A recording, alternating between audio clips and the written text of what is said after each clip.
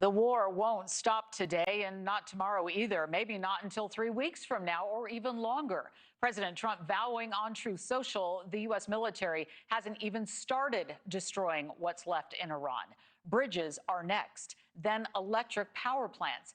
And he kept his word. The U.S. hit Iran's largest bridge on Thursday. Someone on the late Ayatollah's X account posted about it, too, along with other recent attacks, calling the U.S. a terrorist state, accusing it of engaging in savage behavior.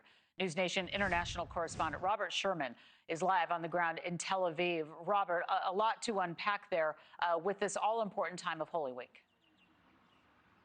Yeah, without question, Laura, very, very active day here in the Middle East. We're just getting this new reporting in with both Axios and the Wall Street Journal now reporting that this claim that was made in Iranian state media that an American jet was downed in Iran and that there are rescue operations that have been taking place inside of Iran has credence to it. I emphasize that this has not been confirmed yet by the Pentagon formally, and Iranian state media has made similar claims in the past that the Pentagon and Central Command have rejected. This is the first time that we've seen American reporting corroborating something of the kind. And if that is true, and if the Pentagon does come back and confirm the downing of an American jet in Iran, it would mark the first known case of that since Operation Epic Fury first began. So this is something we're going to continue to monitor here. It would give indications that Iran still has capabilities that they are operating with, which is why you have seen added pressure here overnight to knock out Iranian infrastructure and launch capabilities. We saw the B-1 bridge in Iran, the tallest bridge inside of that country, being hit by American forces, with the president saying that you can anticipate more infrastructure sites to be targeted if Iran does not make a deal. But Iran has since lashed out around the region. These are images out of Israel overnight, in which we have seen impacts here after Iran, Yemen, and Hezbollah in Lebanon have all launched attacks against Israel. Around the region, the damage is more severe, however. Out of Kuwait, we know that an oil refinery as well as a power and water desalination plant were struck.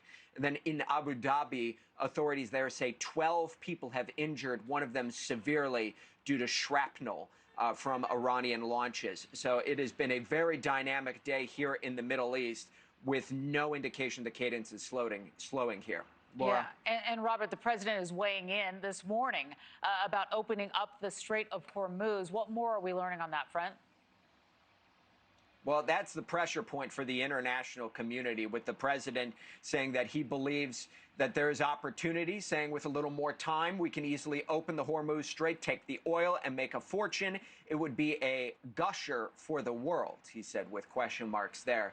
The Strait of Hormuz, of course, has impacted global commerce, global markets, oil prices, impacted fuel prices for Americans back at home, as well as this choke point that Iran has found in order to limit the amount of oil that is able to transit through, unless it is ships that have their direct blessing. So the question is how to open it. We spoke exclusively with Ukrainian President Volodymyr Zelensky, who has been giving insight. He's been giving expertise to the Gulf states to defend their airspace, but believes that may not be enough and will take joint coordination around the globe to get this waterway open. Take a listen.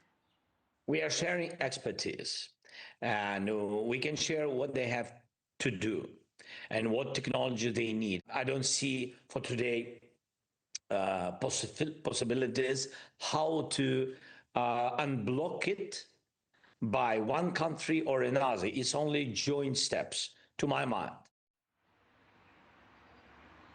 Aside from the United States, some of the most outspoken countries have been the Gulf states, which have been calling for the international community to take more action, even endorsing a UN resolution calling for all necessary measures to be taken to reopen the Strait of Hormuz. Still the major flashpoint that is holding the world in gridlock when it comes to oil distribution.